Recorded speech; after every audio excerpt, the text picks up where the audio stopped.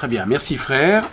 Donc, il me revient l'honneur, et c'est une joie sans mélange, que de présenter mon ami Pierre Gaudichaud pour la conférence de ce soir. Alors, quelques mots sur la formation de cet auteur, puisque Pierre Gaudichaud a écrit 2 ouvrages.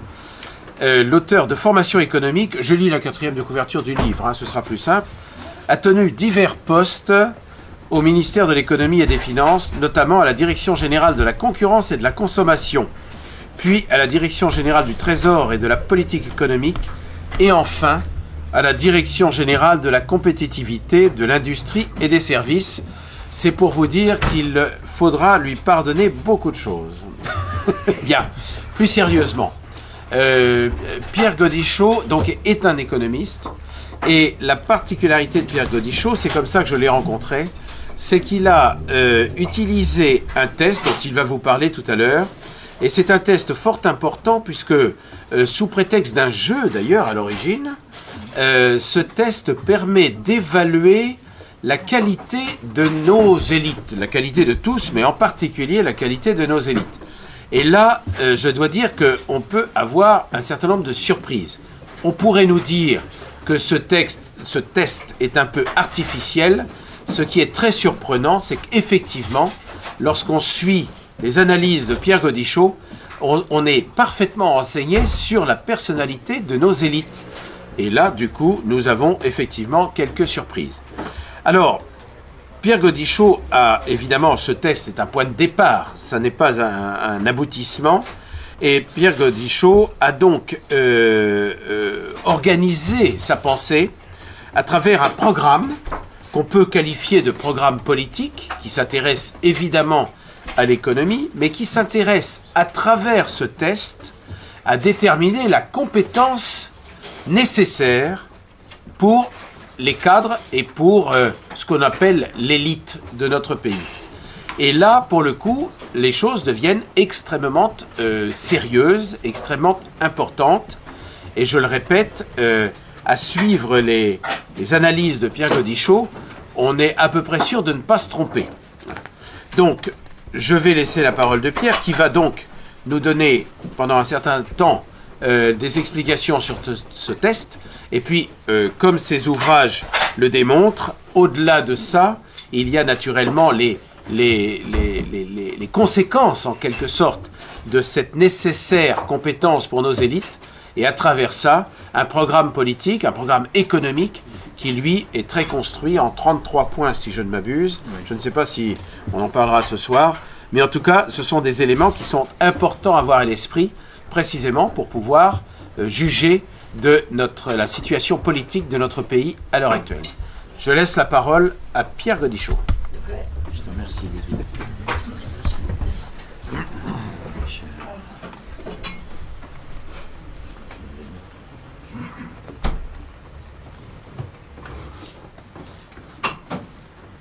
C'est parti. Bonsoir mesdames, bonsoir messieurs, je vous remercie d'être venus. Alors effectivement le sujet c'est pour un État juste et efficace.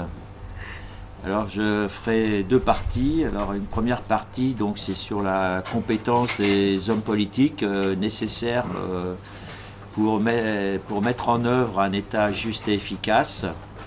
Et la deuxième partie, ce sera le début du programme, parce que pour exposer le programme, il faudra 3 ou 4 heures. Donc je ferai qu'esquisser les premiers grands traits de ce que peut être un État juste et efficace, mais je parle dans le domaine économique et social. J'exclus la partie judiciaire pour cette fois-ci. Donc cet État juste et efficace se matérialise en particulier parce que j'appelle un nouveau modèle économique et social. C'est-à-dire que à partir là, c'est d'une courbe, il y a un test et une courbe. En fait, mes livres, c'est la rencontre d'un test et d'une courbe qui ont alimenté au cours du temps mes réflexions sur ce que pourrait être un État juste et efficace. Donc, je commence par la première partie, donc la qualité des hommes politiques.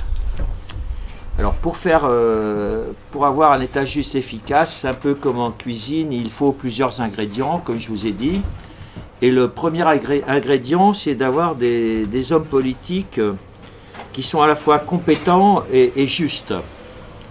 La justice étant un degré dans l'altruisme. C'est-à-dire, j'évalue les hommes politiques sous deux angles. Il y a l'angle de la compétence générale, le niveau de compétence, et il y a l'angle altruiste ou prédateur. Parce qu'il y a des hommes politiques qui sont altruistes, d'autres prédateurs de nature, quoi, hein, qui sont, soit c'est de naissance, soit ils se sont forgés une nature de prédateur au cours du temps. Parce que j'ai du mal à croire que ce soit de naissance qu'on soit prédateur. Enfin, ça peut se discuter.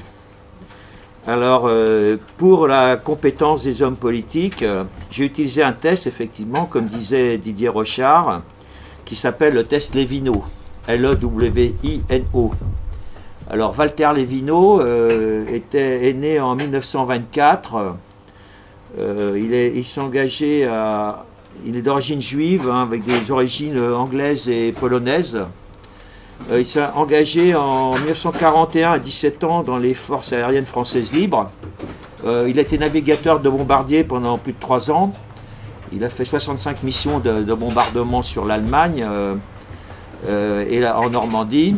Donc il a mis tout de même sa vie au bout de ses idées. Donc, ce qui fait que c'est tout de même quelqu'un, à mon avis, qui... Moi j'aime bien ce genre de personne, hein, pour tout vous dire. Quelles que soient les idées qu'ils défendent à la limite. Alors, donc, je vais vous parler de ce test. Alors, il distingue chez les politiques, donc ce test est paru en 1986 dans le Nouvel Observateur. Donc, évidemment, c'est un journal que je ne lis pas habituellement, mais c'est un collègue de gauche qui me l'a fait faire hein, au ministère. Alors, il distingue, vous avez tous entendu parler d'avoir le cœur à gauche et le portefeuille à droite. Ça, c'est une formule qui revient régulièrement dans les médias. Alors, moi, l'origine de la formule, d'après ce que j'en sais, ce serait le philosophe Alain, dans les années 30, qui aurait dit en parlant des radicaux socialistes, cœur à gauche, portefeuille à droite, toujours près de l'assiette au beurre. Voilà, donc c'est à partir de là. Donc, alors quand le test est paru en 1986, je me suis posé une question parce que mes collègues socialistes au ministère qui avaient le cœur à gauche, je trouvais qu'aucun n'était généreux en fait. Donc ça m'a posé un problème tout de suite ce test. Et je me suis dit, si le cœur à gauche c'est pas être généreux, c'est quoi? Alors j'ai cherché, alors, parce que dans le test, donc vous verrez, je vais vous faire voir tout à l'heure, il y a 27 archétypes. Et les 9 archétypes qui ont le cœur à gauche, il n'y en a aucun qui est généreux vraiment de lui-même, quoi. Ils sont généreux avec l'argent des autres, quoi. Donc ça pose un problème. Et au bout de quelques mois de réflexion, je me suis aperçu que tous ces gens-là, en fait, ils avaient une caractéristique commune, c'est qu'ils étaient archaïques. Donc c'était des gens qui voulaient résoudre les problèmes de la France avec les idées d'il y a 100 ans, 200 ans, 300 ans, etc. Bon, 1917 pour certains, 1870, 1793, 1936, voilà. Donc, ce test, en fait, réinterprété comme ça, il a complètement changé ma vision du monde politique. Et il y a des tas de choses que je ne comprenais pas dans le monde politique, et quand il est paru en 86, là, j'ai commencé à comprendre. Alors, je vais vous faire voir comment ça se présente.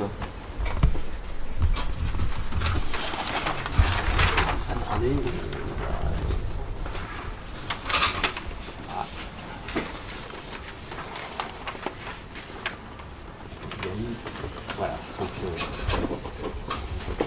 De l'hébreu. Je ne sais pas si les gens peuvent voir. Ouais, voilà. Alors, en fait, à cœur et tête, Levino, il a rajouté cœur et portefeuille. C, c'est le cœur. Oh, c'est écrit un peu vite. P, c'est le portefeuille. Et T, c'est la tête. Il a rajouté la tête. Parce qu'en fait, par exemple, il faut savoir, par exemple, que si vous prenez Jean-Marie Le Pen, Jacques Chirac et Gaston Defferre, qui était le maire de Marseille à l'époque, un maire de gauche, ils ont tous les trois le cœur à droite et la tête au centre. Donc si Levino n'avait pas introduit la notion de tête, T c'est tête, les Chirac, Le Pen et Gaston Defferre seraient dans la même famille politique. Ce qui évidemment est un non-sens. Donc en fait, là c'est le deuxième coup de génie de Lévineau, c'est d'avoir introduit la notion de tête. Et ça, je crois que vous ne l'avez vu nulle part jusqu'ici. Et moi, mon truc, ça a été de réinterpréter tout ça. Parce que Lévineau avait interprété ça d'une certaine façon, et moi, je l'interprète d'une autre. Pour le cœur, il parlait de sensibilité, pour la tête, le rationnel, et le portefeuille pour l'aspect financier. Alors, le cœur, la sensibilité, ben, moi, je vais plus loin, puisque, vous comprenez, si on avait utilisé l'ancienne formule donc de cœur à gauche généreux, c'est-à-dire que les gens qui avaient le cœur à droite étaient d'affreux égoïstes. Or, moi, j'ai du mal à croire que les gens qui sont ici, beaucoup ont le cœur à droite, certainement, ils sont d'affreux égoïstes. Donc, à partir de là, on renverse la vapeur. C'est-à-dire c'est la révolution copernicienne qui permet de réhabiliter la droite, en fait, d'une certaine façon. C'est-à-dire, si on dit que d'avoir le cœur à gauche, c'est archaïque, le cœur à droite, c'est créatif. Donc, ce qui dans l'ancienne acception était négatif pour la droite, en réinterprétant comme ça devient positif.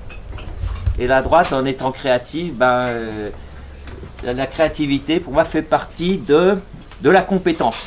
C'est un élément de la compétence. Parce qu'en fait, Pau, là, ça veut dire potentiel. Potentiel. C'est-à-dire cœur plus tête, et corps plus tête plus portefeuille égale le potentiel. Alors, la tête, alors quand on a le cœur à droite, donc on est créatif. Le cœur au centre, on est entre les deux, on n'est ni créatif ni archaïque, on est entre les deux, on essaie de se tenir au courant de ce qui se passe dans ce secteur. C'est un médecin qui se tient au courant des dernières thérapies, quoi, qui feuillette de temps en temps les revues médicales.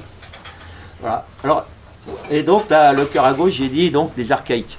Alors après la tête à droite, c'est les gens qui sont aptes à commander, qui ont le sens de l'autorité. Or par exemple, dans les présidents de la République française depuis 1958, il y en a qu'un qui avait la tête un peu à droite, c'est De Gaulle. Sinon tous les autres avaient la tête au centre. Donc ce n'étaient pas des gens d'ordre. Ce qui peut expliquer des tas de choses, par exemple l'immigration incontrôlée et les déficits budgétaires. Parce qu'en fait, le déficit budgétaire et l'immigration incontrôlée ont la même cause. Ce sont des gens qui n'ont pas d'autorité. Et j'ai trouvé que le test Lévineau permettait de matérialiser, vous voyez, schématiquement, ça fait un schéma qu'on peut mettre sur une page, tous les défauts de la classe politique actuelle. C'est ça que j'ai trouvé aussi génial, c'est un troisième coup de génie, quoi, du type. Alors, la tête à droite, donc c'est aptitude à commander. Alors, plus elle est à droite, plus on peut commander un échelon élevé. Alors, le général, il a la tête plus à droite que le colonel plus à droite que le commandant, et le commandant plus à droite que le capitaine, ou le sergent. Et tête au centre, c'est les gens disciplinés, donc qui sont aptes à des travaux d'exécution. Et la tête à gauche, ce sont ce que j'appelle les bordéliques, quoi.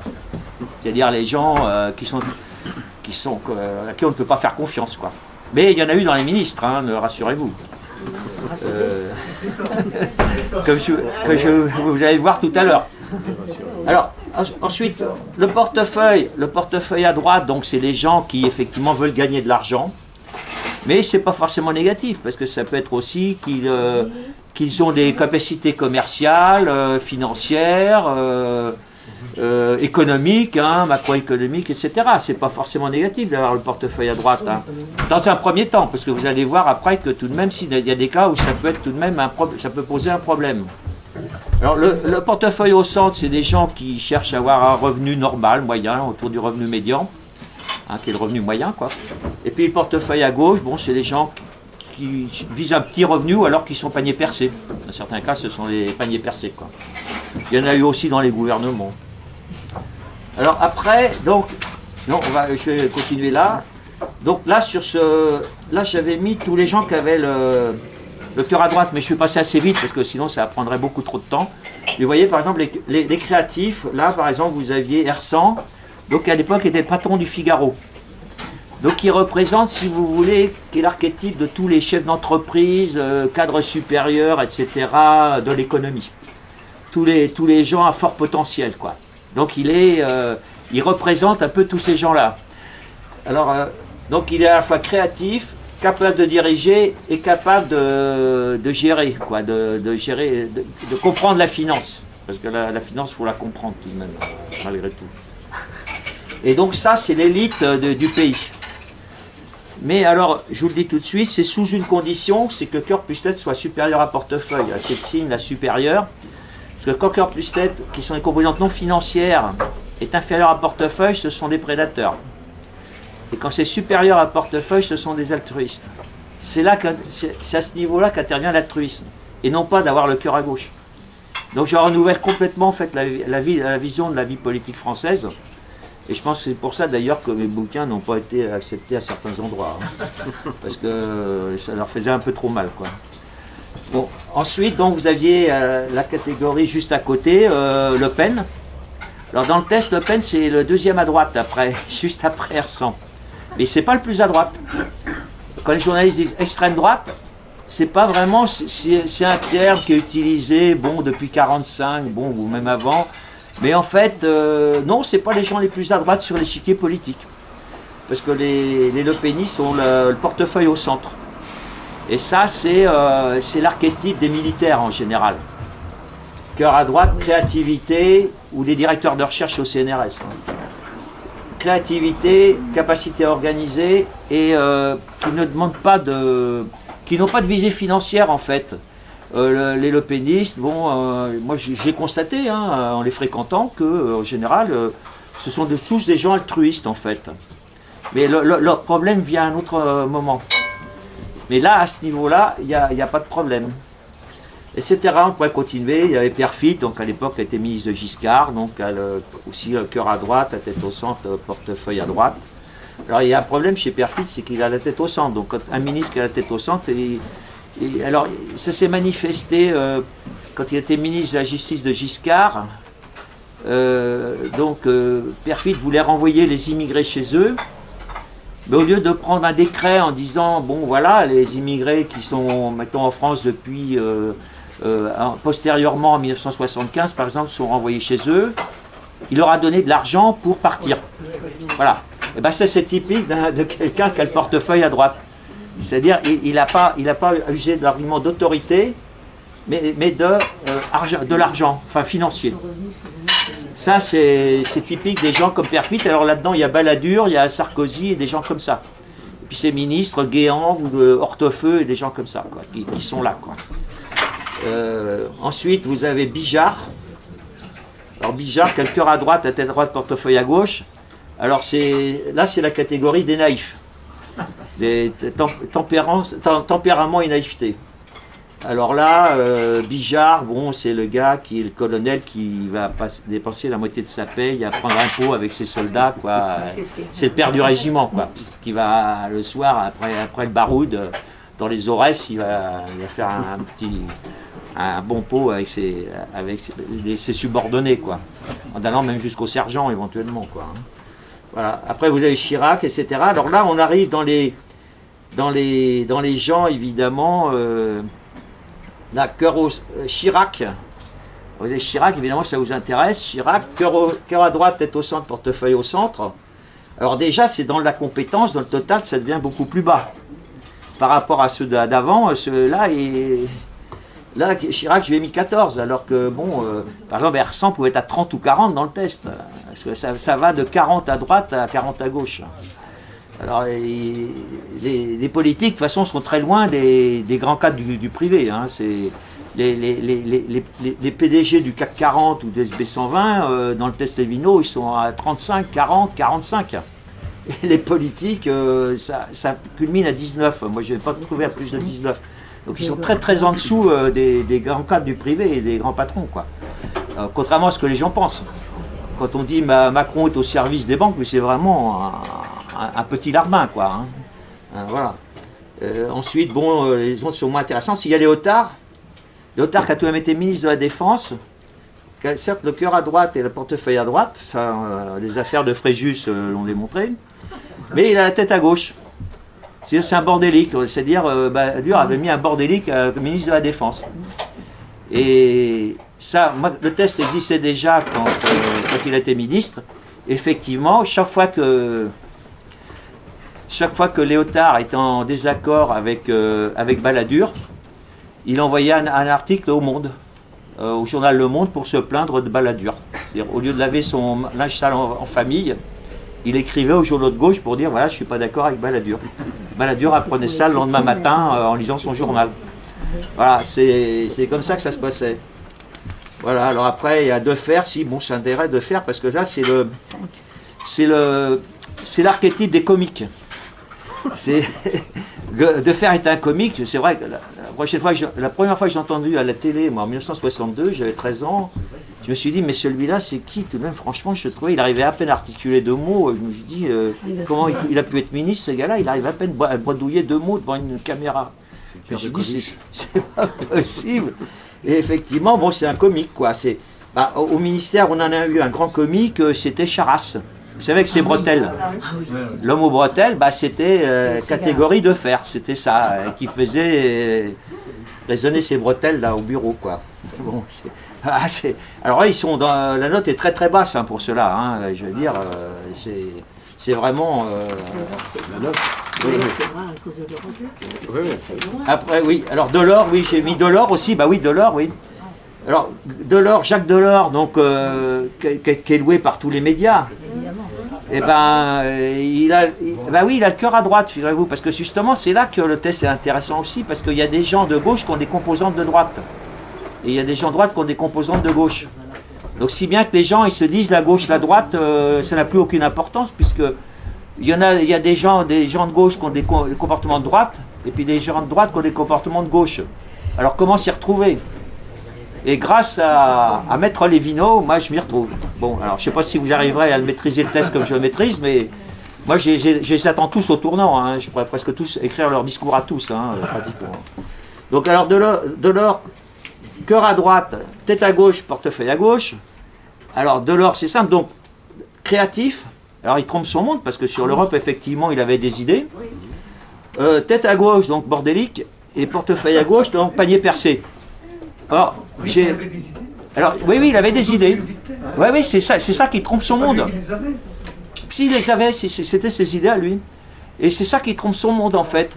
Mais en fait, avant d'être ministre, Delors a été président de l'université Dauphine, de gestion Dauphine à Paris, que vous devez connaître sans doute.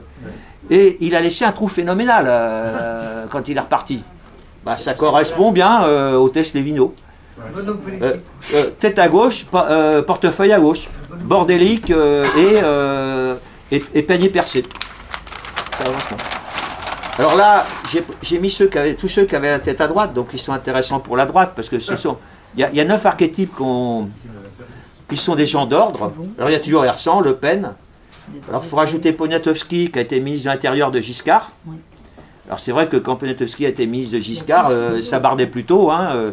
Moi je me souviens quand je suis arrivé à Paris pour mon stage dans l'administration, je prenais le train à Montparnasse. Il y avait, dans la gare, il y avait 12 immigrés, là, les mains en l'air contre le mur, fouillés par les CRS. J'ai jamais revu ça depuis, quoi. Hein. Voilà. Alors après Bijard, Toubon, bah oui, là, il y a la case Toubon, Juppé, Copé. Alors il ne faut pas faire d'erreur sur ces gens-là, parce que Juppé, il a la tête à droite, contrairement à ce qu'on pourrait croire. C'est-à-dire, évidemment, il prend des positions pro-immigration, mais c'est parce qu'il a le cœur au centre et la tête au centre. Surtout la cœur au centre. Les gens, en général, qui ont un cœur au centre, sont plutôt pro-immigration, en fait. Enfin, sauf Pognac, qui a tout de même été, parce qu'il adresse la droite, si vous voulez. C'est pour ça que lui, il a vraiment combattu. Mais alors, Juppé, par exemple, vous prenez Juppé, certes, il ne se bat pas contre l'immigration, mais je vous garantis que si vous montez les marches de l'hôtel de ville de Bordeaux avec lui et que vous laissez un mégot de cigarette sur les marches de l'hôtel de ville, il va vous passer un savon. Parce que c'est tout là la pète sec. Hein. Donc, comment? Vous êtes noir, non. Donc, il a... Donc, Juppé... Donc, et ça, le symbole de ces gens-là, c'est fougue et maladresse. Alors vous remarquerez que Juppé ou Toubon ont souvent commis des maladresses. Rappelez-vous Toubon, quand il était au Tibet, là il y a une histoire, là au Tibet, il a fait des trucs, les pires maladresses, quoi. Il a enchaîné les maladresses. Donc là, je trouve le test Lévineau est super sur ce cas-là aussi, parce qu'il est décrit vraiment, c'est super, quoi. C'est absolument génial. Alors il y a aussi, bon, on peut dire Debré, alors c'était Michel Debré, le ministre de De Gaulle, enfin l'ancien Premier ministre de De Gaulle. Cœur à gauche, c'est à droite, portefeuille à droite. Alors, Debré, c'est un archaïque finalement, ce qui pourrait surprendre, mais c'est un homme d'autorité en fait. Hein. C'est un homme d'autorité et portefeuille à droite, mais du coup, c'est tout de même un prédateur parce que c'est les gens disons, de cet archétype, si vous voulez, ils ont encore plus tête en général inférieure à portefeuille, donc ce sont presque toujours des prédateurs. Et alors, Debré, il y a son fils, par exemple, Jean-Louis, qui est sur le même modèle pour moi. Alors que le chirurgien, Bernard, est plutôt dans la tendance perfide qu'on a vu tout à l'heure, à mon avis, ou même Hersan. Donc, c'est pas du tout le même type de bonhomme. Voilà. Et là, donc, là, il y a tous les libéraux, là. Là, c'est tous les gens qui ont le portefeuille à droite. Alors, il y a seulement 9 archétypes sur 27. Alors, vous avez toujours Hersan. Vous avez Poniatowski, Perfit, donc c'est les gaullistes libéraux. Ça, c'est la droite de l'UDF. Donc ça, c'est les patrons évidemment, les grands cadres supérieurs et dirigeants. Là, vous avez la droite de l'UDF. Là, vous avez les gaullistes libéraux. Là, Debré, celui que je vous ai déjà dit, là, Michel Debré. Léotard. Mais ça, c'est les anarcho-capitalistes, ce qu'on peut appeler les anarcho-capitalistes, c'est-à-dire les gens... Les libéraux bordéliques, c'est-à-dire refus systématique de l'État. Même si l'intervention de l'État est justifiée, ils la refuseront. Donc ça, c'est encore un cas particulier. Giscard, ah oui, alors là, Giscard, évidemment, celui-là, je me le réserve. Parce que, si vous voulez, en fait, pourquoi le test m'intéressait, c'est à cause de Giscard au départ. Hormis mon chef, évidemment, qui était dans la case Hersan, qui m'a converti à la droite. Parce que c'est là que j'ai compris, quand le test est paru, j'étais centriste. Et finalement, donc je pensais que tous les gens de droite étaient des salauds, pour tout vous dire. Moi, c'est enregistré, mais bon, voilà, je le dis tout de même. Voilà. Et quand j'ai vu que mon chef était dans cette case-là, je me suis dit, zut, tout de même, c'est le meilleur que j'ai jamais eu, tout de même, là, il y a quelque chose qui ne va pas. Et là aussi, ça a contribué à complètement revoir ma vision du monde. Et j'ai complètement réétalonné ma vision du monde à partir de là également. Donc il y a eu plusieurs paramètres qui sont intervenus qui ont réétalonné ma vision du monde. Alors Giscard, c'est simple parce que quand je suis rentré dans l'administration, donc Giscard a la tête au centre, mon portefeuille à droite, mais alors très très à droite. Hein, je vais vous dire que lui, quand il a été nommé président de la commission pour la réforme de la Constitution européenne en 2004, je crois avant le grand référendum là, sur l'Europe, la première chose qu'il a faite, c'est de demander la même rémunération que le président de la Commission européenne. C'est le premier geste qu'il a fait, hein, le premier coup de téléphone qu'il a passé. Hein. C'est vous dire, le bonhomme, quoi. Donc Giscard est un grand prédateur, quoi, puisqu'il a cœur au centre, tête au centre et portefeuille à droite. Donc cœur puisse être très inférieur à portefeuille, donc c'est un grand prédateur. Donc cœur au centre. Alors, cœur au centre, donc, quand je suis rentré dans l'administration, j'ai l'impression sous Giscard que moi j'étais en province, on ne recevait pas d'ordre, quoi. J'avais l'impression que ça, excusez-moi, j'ai employé une expression un peu familière, que ça branlait dans le manche, quoi. Il y avait un problème, je ne comprenais pas. Je me disais, un type aussi brillant, Polytechnique, ENA, etc., comment se fait-il qu'on ne soit pas commandé, qu'on n'ait pas de directives plus fermes, etc. Ça changeait tous les mois, tous les 15 jours, on ne savait pas où on allait, c'était un truc invraisemblable, quoi. Et quand le test est paru, j'ai dit, ça y est, j'ai compris. Voilà, tête au centre. Donc, c'est un type discipliné, certes, c'est quelqu'un de discipliné, mais pas capable de mettre de l'ordre quelque part, quoi. Pas capable de sens de l'autorité. Et d'ailleurs, en 1944, il s'est engagé dans les forces françaises libres. Il a été chef de char dans la première armée de l'Âtre. Mais il n'a pas dépassé le grade de caporal-chef. Donc, ce qui correspond exactement à sa compétence. À sa note de cœur, de tête. Il n'aurait pas pu aller plus loin. Et puis Rocard, donc cœur à gauche, c'est au centre, portefeuille à droite. Alors là, donc c'est encore plus à gauche, bien qu'il ait le portefeuille à droite. Donc c'est un grand prédateur. Et donc, pourquoi je vous parle de Rocard, c'est parce que Macron, je le mets entre les deux, là. Je le mets entre Giscard et Rocard. Parce que Giscard, comme Renzi en Italie, le Premier ministre italien, alors parce que Giscard, cœur au centre, tête au centre, portefeuille à droite, Rocard, cœur à gauche, tête au centre, portefeuille à droite, Et Macron a le cœur au centre-gauche. Donc il est entre les deux. Et donc la devise, enfin, Lévineau a mis une formule pour chaque archétype. Hein. Si vous achetez mon bouquin, vous verrez, parce que je ne peux pas tout vous dire.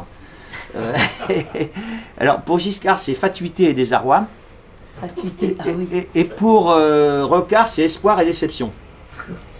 Alors vous remarquerez, j'ai entendu un reportage sur Mayotte il n'y a pas longtemps. Un ancien préfet de Mayotte qui retournait là-bas, il a dit, ah oui, les gens sont dans le désarroi le plus complet à Mayotte. Ah bah, je me suis dit, bah oui, ça conforte la notation de Macron. Effectivement, il est tantôt c'est la déception, tantôt c'est le désarroi. Un coup c'est la déception des gens, un coup le désarroi. Je parle de ceux qui ont voté pour lui, hein, essentiellement. Parce que il y en a d'autres qui le connaissaient et qui, bon, soit ont voté pour quelqu'un d'autre ou n'ont pas voté. Et puis il y a des gens qui n'ont rien à droite. Il y en a un certain nombre qui n'ont rien à droite. Alors il y a Barre qui a tout au centre. Oui, un vrai centriste, mais rassurez-vous, il y a, à mon avis, il y a plus de 50% des Français qui sont barristes, hein, qui sont centristes. Hein, ensuite, vous avez Bérégovoy qui est au centre portefeuille à gauche. Chevènement, bon, Fabius, Mauroy, après Juquin, c'était un communiste réformateur. Et puis Marchais, bon, ben, c'est stalinien, quoi. C'est Staline est là, quoi. Les staliniens, les Marchais, ils sont disciplinés. Ils ont le cœur à gauche et un portefeuille à gauche, mais ils sont disciplinés, ils ont la tête au centre. Et les Allemands se sont aperçus entre 41 et 45, parce que dans les camps de concentration, comme il manquait de gens pour garder les camps de concentration, parce que les Allemands, les Waffen-SS, ils les envoyaient sur le front de l'Est, donc ils les remplaçaient par des communistes, par des détenus communistes.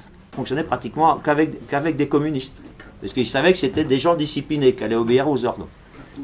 Hein, c'est comme ça que Marcel Paul, donc, qui est devenu ministre communiste après la guerre, a sauvé Marcel Dassault, parce qu'il s'occupait des cuisines. Marcel Paul s'occupait des cuisines, et puis des affectations dans les commandos.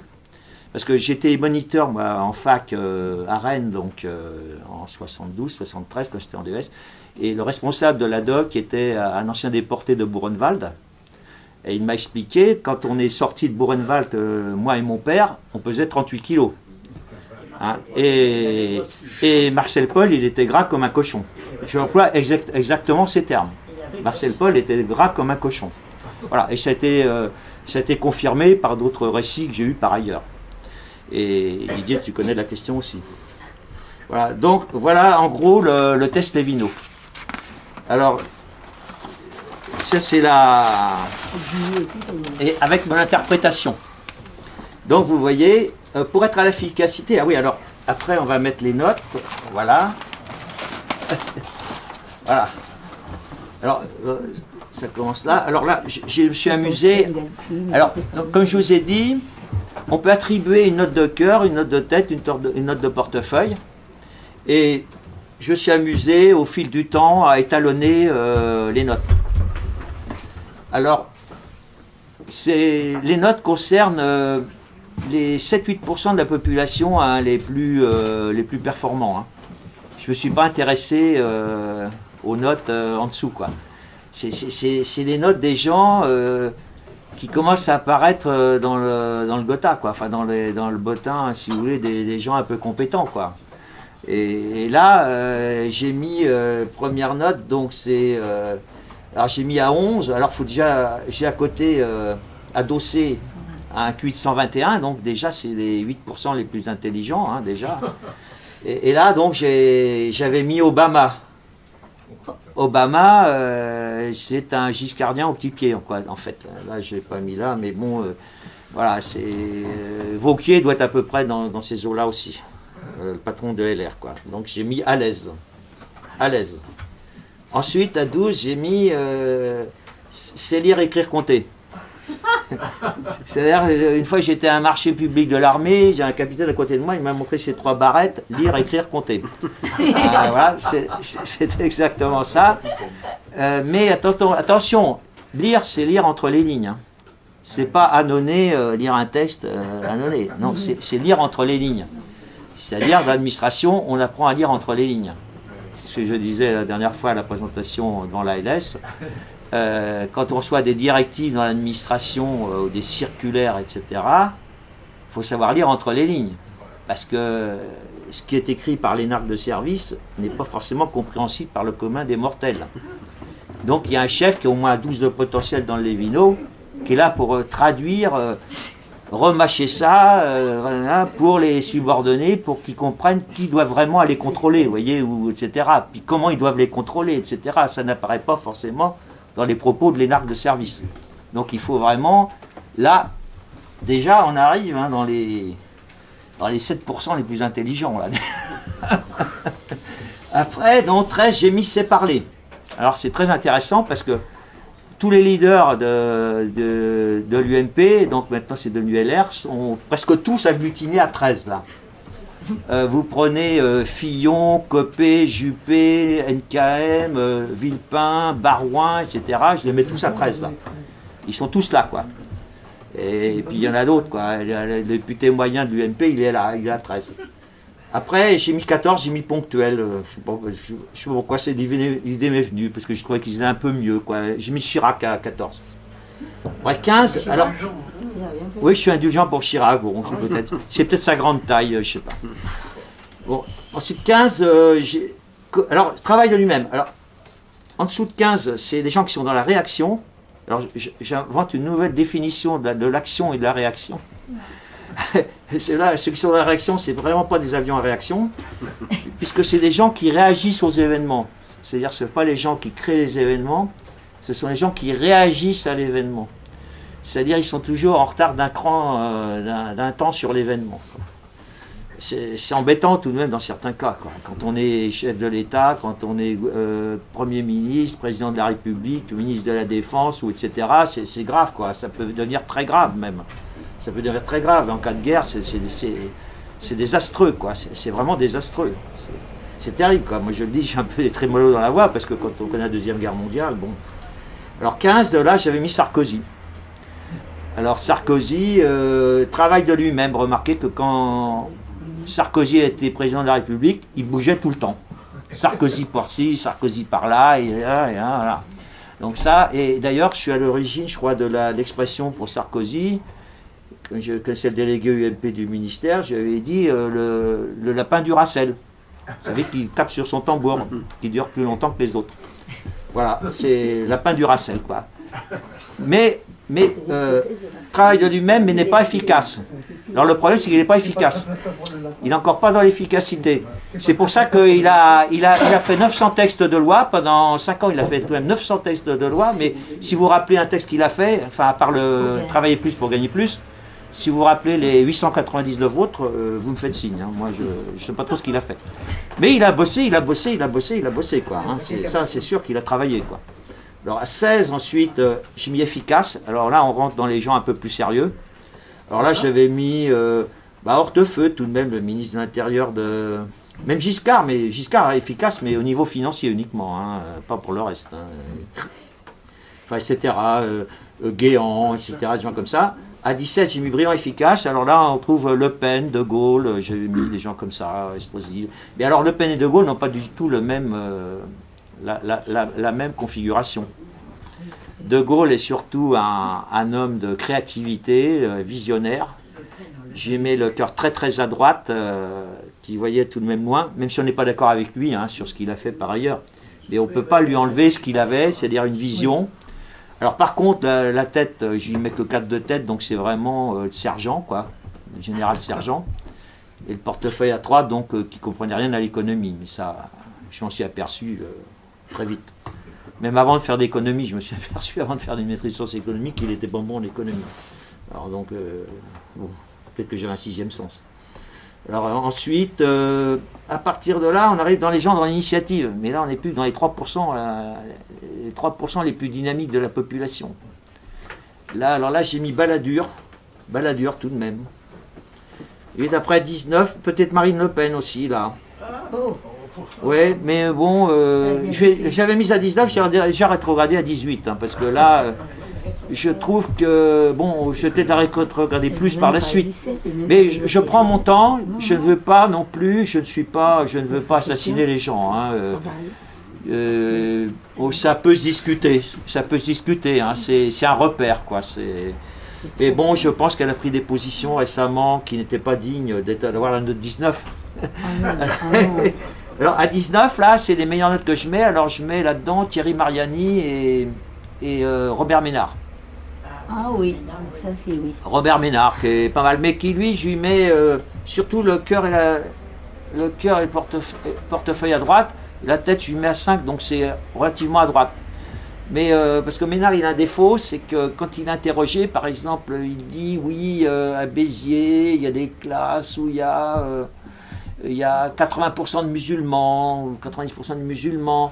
Alors après, les journalistes, bon évidemment, il va sur les médias classiques, donc les journalistes se disent, bah oui, mais monsieur Ménard, ne craignez-vous pas d'être raciste en disant ça? Alors il dit, ah non, non, pas du tout, je ne suis pas raciste, je fais ça, c'est pour leur bien, parce que il faut qu'on s'en occupe mieux. Il ne dira jamais qu'il y en a trop, il dit, non, il faut qu'on s'en occupe mieux, quoi. Si, il va parler du grand remplacement, mais en privé, il n'en parlera pas quand il va dans les médias mainstream. Et ça, c'est sa faiblesse. C'est sa faiblesse. Alors à 20, il n'y a personne. Si, je mets Trump à 20. Alors Poutine, je le mets à 19 aussi. Oui. Comme Franco, enfin, je mets la même note à Poutine et à Franco. Oui. Franco est mort dans son lit. Contrairement à Hitler, que je mets à 16, donc qui n'est pas mort dans son lit, et Mussolini à 17, qui n'est pas mort dans son lit non plus. Donc en temps de guerre, je parle. Hein, il faut... C'est-à-dire, ça veut dire quoi? Ça veut dire que pour être efficace, pour réussir, surtout dans des temps compliqués, il faut être très à droite ou alors aller se coucher, quoi. Sinon, ça termine avec une balle dans la bouche ou un croc de boucher ou un truc comme ça, quoi. En temps de guerre, je parle. Hein, là, on rigole plus tellement, quoi, finalement, dans ces cas-là. Et après, 21, j'ai trouvé personne. 22, personne. Après, là... Alors, 23, là, c'est des très très rapides. Alors là, on arrive des QI 133, 134. Alors là, on est dans les 1,5% les plus intelligents. Les hommes politiques, il n'y en a pas. Alors là, comment? Les hommes politiques, il n'y en a pas. Non, il n'y en a pas. Si, il y en a eu un dans l'histoire que j'ai repéré, c'était Alain Perfit. Attention, qui a eu son bac à 15 ans tout de même. Hein. Oui, rentre à Normal Sup à 20 ans. Qui a été ministre de la Recherche de Gaulle, qui est celui qui a trouvé tout de même l'homme qui a fait la bombe H. C'est-à-dire, De Gaulle ne trouvait personne, c'est raconté dans le Mal français. De Gaulle ne trouvait personne, même dans les hauts fonctionnaires, enfin les polytechniciens, tout ça, il ne trouvait personne pour fabriquer la bombe H. Et c'est Perfit qui l'a trouvé. Hein. Au bout de quelques semaines de recherche, il a trouvé un X-Pont qui a constitué une équipe, ils ont fait la bombe H en 18 mois. Ce qu'aucun grand pays pensait qu'on pouvait faire. Donc lui, Perfit, et on peut dire qu'il est à l'origine, enfin il a permis que la France accède à la bombe H. Enfin, sur volonté de Gaulle tout de même. Mais sans lui, je pense qu'on l'aurait eu peut-être mais beaucoup plus tard. Donc c'est là que vous voyez qu'il y a une problématique qui se met en place. C'est-à-dire que quand on veut avoir des résultats rapides, efficaces et pour la grandeur du pays, etc., il faut être un potentiel assez élevé. Et j'ai mis, si vous voulez, en face, j'ai mis à 22 le sans faute politique. Et sans faute politique, il faut être très rapide et abandonner la langue de bois. C'est-à-dire pas de langue de bois. Dire la vérité, toujours la vérité comme j'essaie de vous le faire ici. Il faut toujours dire la vérité, parce que même si pendant un certain temps vous êtes un peu mis de côté, à un moment donné, je pense que ça finit par ressortir, quoi, que vous finissez par ressortir de l'anonymat. C'est un peu le message qu'a transmis Steve Bannon au congrès du FN récemment. On leur a dit, n'ayez pas peur de ceci, cela, je ne dis pas les termes, mais enfin bon, parce que Trump est à 20, donc déjà, c'est tout de même au-dessus de Jean-Marie Le Pen. Donc, Trump est au-dessus de Jean-Marie Le Pen et de Marine. C'est ce qu'il faut voir. Hein. Il a le portefeuille un peu à droite, donc c'est un ressentiste. C'est mon livre qui est paru en 2014 annonçait Trump, en fait. C'est-à-dire, je ne connaissais pas Trump, mais Trump est dans la catégorie de gens dont je pensais qu'il sauverait la France. Alors, il y en a déjà un qui est arrivé aux États-Unis, il n'est pas exactement là où je voudrais, puisqu'il est à 20. À 20, il jouerait à 22, donc sans faute politique. parce qu'il fait tout de même quelques bêtises, je ne sais pas si vous vous en rendez compte, parce qu'on dit les médias, mais enfin bon, il n'y a pas de fumée sans feu, il y a tout de même quelques histoires dans l'histoire de Trump. Je ne vais pas raconter d'histoires, enfin bon, vous lisez les journaux et vous verrez. Alors 24 est hyper rapide, donc alors là vous avez les grands généraux de l'histoire qui sont là à 24, 25, 26 là. Vous avez par exemple côté allié, vous avez Patton. Non, je prends les récents. Patton côté américain, Delatte côté français et du côté allemand, donc les fameux Guderian, Rommel et Weinstein, voilà. Et Leclerc, vous le mettez où? Un peu en dessous, je le mets tout de même à 22, 23 au moins tout de même. Oui, parce que, oui, parce que tout de même, bon, puis bon, sa disparition pose encore problème tout de même, non? Ben oui, enfin bon. Là aussi, mais bon, quand on voit le parcours de la deuxième DB, je pense que Leclerc, bon, méritait 22, quoi. Mais je le mets en dessous de Delattre, hein, franchement. Pour des raisons qui seraient trop longues à expliquer. Et Lyotet, Lyotet, j'arrive pas à le noter, c'est trop ancien. Si je pourrais, je n'ai pas essayé. Mais Napoléon, par exemple, je le mets qu'à 21, parce que Napoléon, par exemple, quelqu'un m'a posé la question, Napoléon, je lui mets 21 au niveau politique, mais je lui mets une note plus importante au niveau militaire. Oui. C'est-à-dire que ça a été, ça a vraiment été étudié par des historiens. Parce que, pourquoi je mets que 21 à Napoléon? Parce que je pense qu'il a fait des fautes politiques. En particulier l'attaque de la Russie en 1812, qui pour moi était une faute politique. Il s'est créé une situation d'infériorité numérique. En attaquant la Russie, il s'est retrouvé dans une possibilité d'infériorité numérique et de faire la guerre sur deux fronts. Il la faisait en Espagne contre l'Angleterre et en Russie de l'autre côté. Donc un jour ou l'autre, toute personne qui fait la guerre sur deux fronts finit par être battue. Et l'Espagne? Oui, voilà. Bon, alors, vous voyez, alors moi j'ai mis jusqu'à 29, mais ça va jusqu'à 40. Plus loin, par exemple, j'ai mis à 35 le sans faute scientifique, 36 sans faute technique, etc. C'est pour les très grands scientifiques. Bon, comme il y en a eu dans le passé, quoi. Mais bon, déjà pour la politique, si on arrivait déjà, alors j'ai mis 28 sans faute tactique, 29 sans faute stratégique. Mais déjà, la politique arrive à 24-25, c'est déjà pas mal, parce que vu la situation actuelle, qui sont plutôt à 13 ou 14 ou 15, vous voyez, ils sont vraiment très en dessous. Alors ça, c'est pour l'État efficace. Vous voyez, si les gens qui sont en place, ils sont 10 points en dessous dans le test de ce qui devrait être, quoi, de ce qu'il faudrait. Moi, on aurait 20, 25 personnes, vous voyez, 24, 25, 26, 27 par là. Bon, la France, elle repart comme un boulet de canon, quoi, je vous le dis tout de suite. Moi j'ai un collègue que j'ai noté, là, qui est inspecteur des finances, qui a 26, je crois, dans le test, qui était sous-directeur des douanes. Il y a des interviews de lui encore sur Internet, il s'appelle Henri Havard, je ne sais pas si elle est encore cette interview, mais vous écoutez une interview de lui de 10 minutes et vous verrez ce qu'il a dans le coffre. Hein. Un type qui a 26 ans de test Sévino. Alors je ne vous dis pas, la ministre de l'Intérieur, je vous dis que ça irait. Alors là, ça va le sort, hein. Je vous dis pas, hein, mais ça serait quelque chose d'extraordinaire, quoi, etc. Bon, voilà. Mais bon, pour le moment, vous voyez, je suis en phase exploratoire, parce que là, ce que je vous dis, c'est peu de gens l'ont dit, quoi. Je suis un des premiers à le dire. Alors, est-ce que ça fera école? J'en sais rien.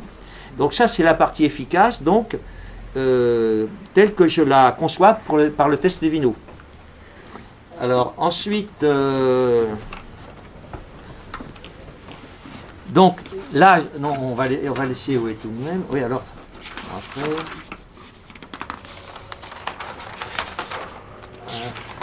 Je crois que c'est une page avant.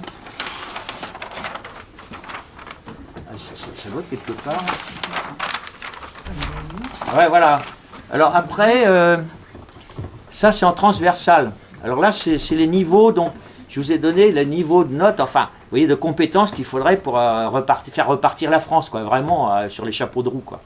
Parce que je pense que là, parce que vous savez tous que quand vous avez un programme à appliquer, il faut le faire dans les 100 premiers jours. Hein. Oui. Vous n'avez que 100 jours d'état de grâce. Donc il faut que tout soit sur les rails et que au bout de... Alors quand vous êtes au mois de mai, vous neutralisez le mois d'août tout de même, donc ça vous fait un mois de plus.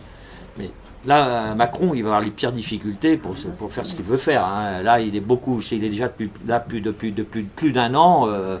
Je pense qu'il va vers la catastrophe, hein, comme Renzi en Italie. Bon, ça, bon, on verra, l'histoire le dira. Alors ensuite, donc il y a le transversal. Alors là, je vous ai mis le horizontal, donc les notes comme ça, en gradation. Et là, en horizontal, donc, je vous ai dit, il y a les altruistes, il y a les normaux et les prédateurs. Les normaux, c'est cœur plus tête égale portefeuille.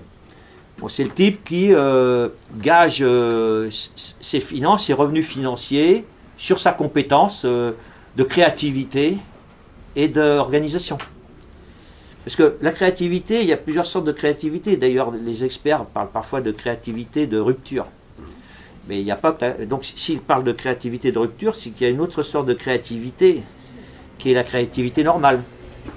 C'est-à-dire, vous avez une maladie, une affection, vous allez voir un chef de service dans un hôpital. Alors, si le problème est complexe, vous savez que parfois, avec les mêmes symptômes, un symptôme près, vous pouvez avoir plusieurs maladies différentes. Donc, il faut un type au moins à 25 dans le Lévino. Donc, pour déjà vous se dépatouiller, ça veut dire que les 3/4 des médecins sont à moins de 25, donc je ne vous conseille pas trop d'aller les voir. Mais ça, c'est un peu... Il faudrait généraliser cette notation aux médecins pour que les gens se fassent une idée. Voilà, donc, je disais... Donc, la créativité, c'est ce chef de service qui va inventer la solution pour vous soigner. Parmi un panel de solutions possibles en fonction de votre symptôme. C'est la créativité de tous les jours. Ou un cadre supérieur d'une entreprise, par exemple pour développer un cadre commercial, pour développer le chiffre d'affaires de son entreprise, il va inventer un programme marketing, etc., de diffusion des produits, quel média il faut utiliser, etc., pour vendre au mieux les produits. Donc c'est tout ce qui est créativité. Et l'organisation, alors la tête à droite, ce qu'il faut voir aussi, ça a une autre signification, c'est que quand vous êtes à un niveau de responsabilité très important, vous devez filtrer les informations. C'est-à-dire une personne, mettons un général ou un directeur d'entreprise, il a les multiples informations qui lui arrivent de ses subordonnés, et il doit pouvoir être interface de tous ses subordonnés.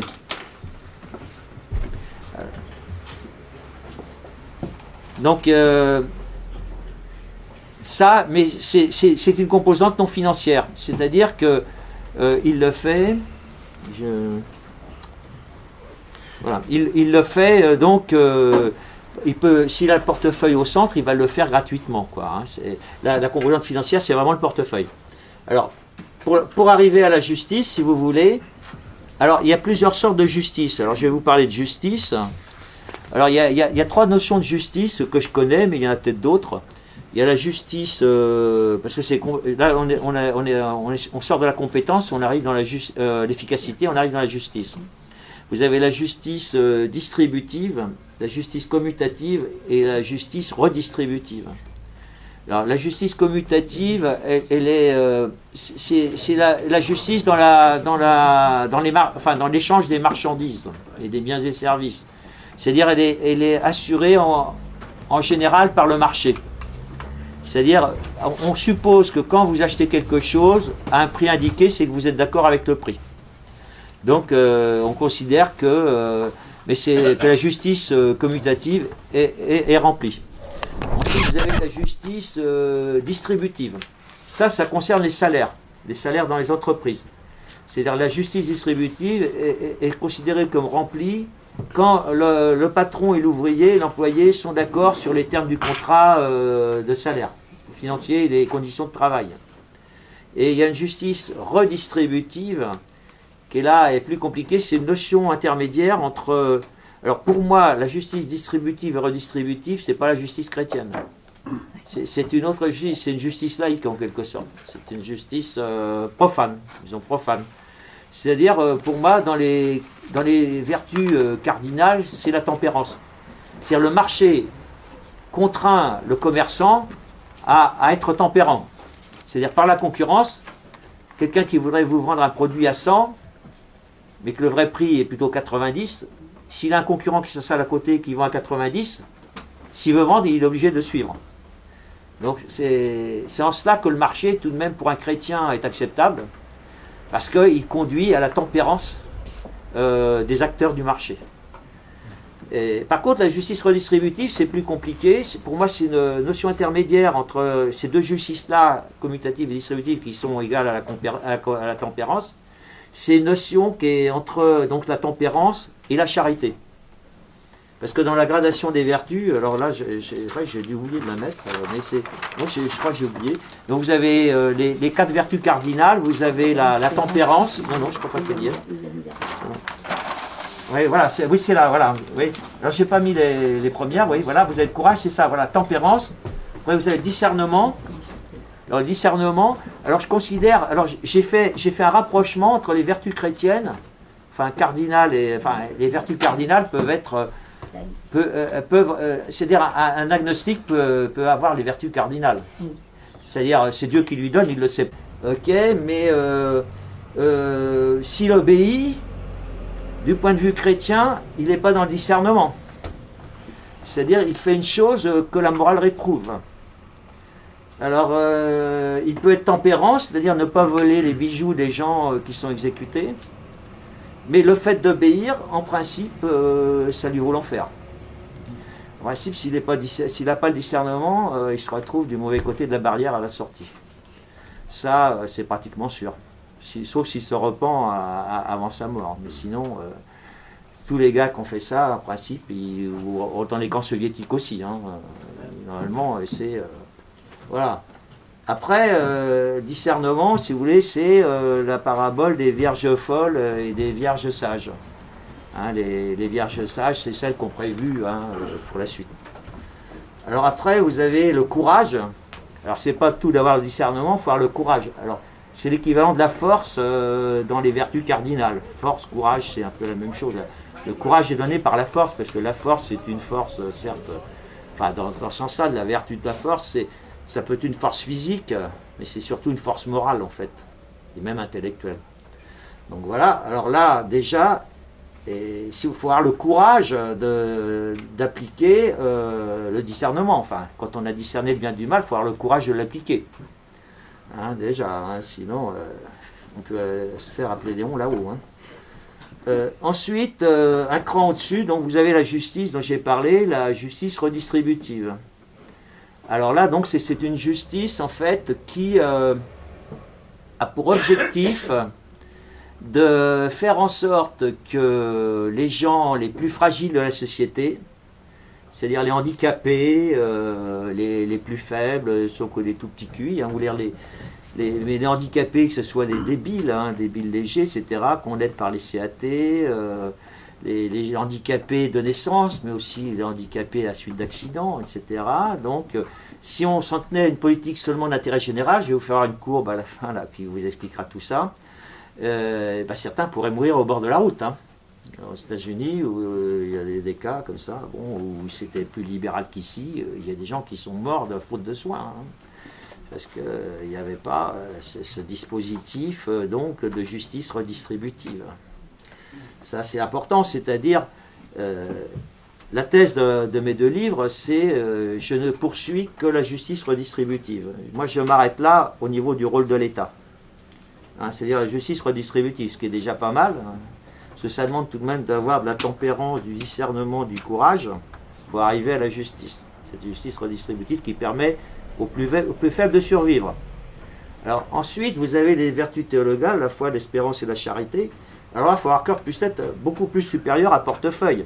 Je parle dans les hautes sphères. Parce que dans les sphères de base, donner évidemment pour quelqu'un qui gagne 10 000 € par mois, donner 1 000 € à une œuvre, c'est pas mieux qu'une personne qui gagne 1 000 € et qui va donner 100 € au lieu de 1 000. Même faut qu'il donne plus que proportionnellement, à mon avis. C'est la veuve. Voilà. Donc là, alors pour moi, quelqu'un qui est croyant, en plus j'ai mis dans mon premier livre que je pense qu'un quelqu'un qui est croyant, il y a une autre conséquence sous-jacente, c'est le respect des autres. Moi, j'estime que quelqu'un qui n'a pas la foi, il ne respecte pas les autres. Il ne peut pas les respecter. Pourquoi? C'est simple. Parce qu'en fait, quand vous rencontrez une personne, vos voisins, ici, qu'est-ce que vous connaissez de ce qu'ils ont dans la tête, leur passé, leurs composantes, leurs déterminants ils sont venus ici, peut-être qu'ils ont une personne de leur famille qui est gravement malade, etc. Vous ne le savez pas.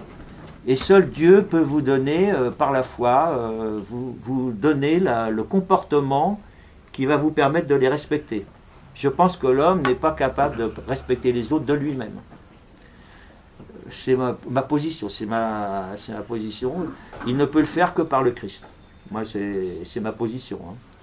Alors après, l'espérance, donc il faut encore être encore plus altruiste pour gravir les... Hein. Alors, et puis après, en dernier, vous avez la charité et l'amour, quoi. Alors j'ai mis au moins 6, mais ça peut être 7, 8, 9. Alors d'ailleurs, ça se vérifie, parce que, par exemple, vous prenez les protestants. Les protestants, ils ont la foi, mais ils n'ont pas la foi complète, puisqu'ils n'acceptent pas tous les dogmes de Rome. Il y a certains dogmes, par exemple l'Immaculée Conception, etc., qu'ils n'acceptent pas. Et d'autres, je ne connais pas le détail, mais il y en a d'autres. Donc ils sont bloqués là. Et d'ailleurs, ça s'est confirmé par les doctrines de Luther, qui dit que les œuvres ne servent à rien. Donc il n'y a pas besoin d'être charitable pour être sauvé. Et d'ailleurs, enfin, il n'y a pas... Mais en fait, quand il dit qu'il n'y a pas besoin des œuvres, il parle des œuvres de charité. Parce qu'en fait, j'ai rétabli, parce qu'on peut se poser des questions. Alors pourquoi l'armée du salut? Pourquoi l'armée du salut? Pourquoi un pasteur Blanchard qui va faire ses maraudes, là, qui intervient sur Radio Courtoisie dans les banlieues? Donc ça veut dire que les protestants ne sont peut-être pas, du moins de ce niveau-là, parce que je ne vais pas rentrer dans les débats théologiques. Hein. Je dis tout de suite, je ne suis pas là pour poursuivre les hérésies. Il y a d'autres qui sont là pour ça, moi je ne sais pas mon domaine. Hein.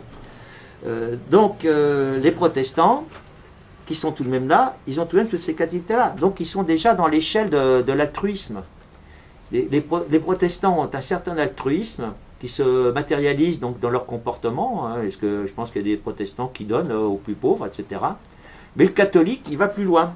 Parce que l'amour, c'est plus exigeant que le comportement protestant. Vous allez dans l'espérance et l'amour, donc vous en faites plus. Et ça, pour moi, ça peut expliquer d'ailleurs les différences de développement entre les pays catholiques et les pays protestants, et juifs d'ailleurs, au niveau du capitalisme. D'ailleurs, c'est assez bien expliqué par Alain Perfit dans son dernier livre, La société de confiance. J'ai croisé ça avec ça, le bouquin de Perfit. Et ça marche pas mal, parce que le protestant, lui, il donne moins aux pauvres, il réinvestit dans son entreprise pour faire du business, quoi, pour développer son entreprise. Alors, effectivement, les inégalités sont plus, en moyenne, il a fait les calculs, Perfit, les inégalités sont plus importantes dans les sociétés protestantes que dans les sociétés catholiques. Mais on a constaté sur 2 siècles plus de croissance chez les protestants. D'ailleurs, les Anglais ont démarré 80 ans avant nous dans le libéralisme. Hein. Ils ont commencé des années 1760-70, alors que la France n'a commencé qu'en 1830, donc sous Louis-Philippe. Il y avait un débat tout à l'heure. Voilà. Donc, vous voyez, donc là, mais moi, c'est pas pour ça que je défends particulièrement les protestants. Hein.